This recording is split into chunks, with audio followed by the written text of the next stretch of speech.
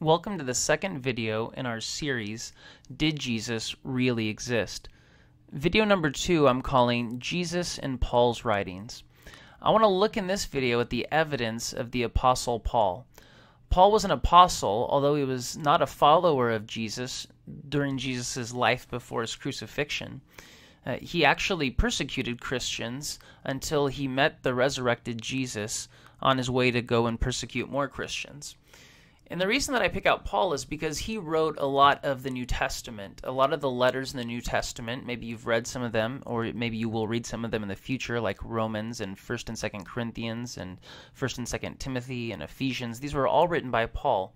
And Paul gives us some of the earliest evidence about Jesus in all of the New Testament.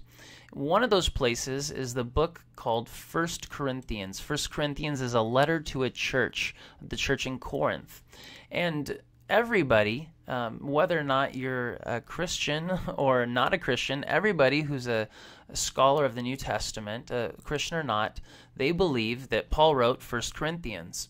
And they believe that Paul wrote 1st Corinthians in about the mid-50s AD.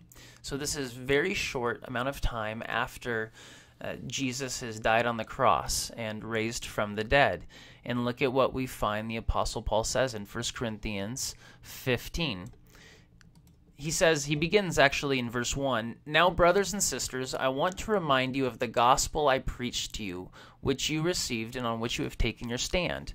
He says in verse 2, "By this gospel you are saved, if you hold firmly to the word I preached to you.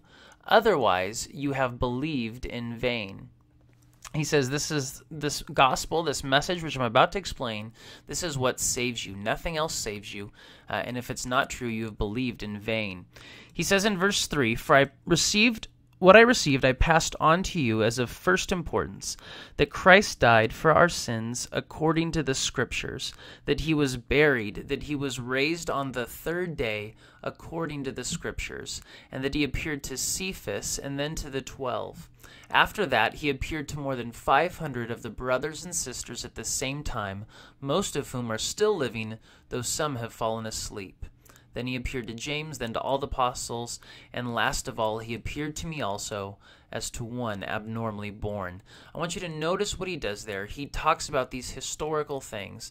He was raised on the third day. He appeared to 500 people. He names people. Again, if they didn't know Jesus, if there was no Jesus, they could have said, this guy Paul is crazy. But he said, go and check me out.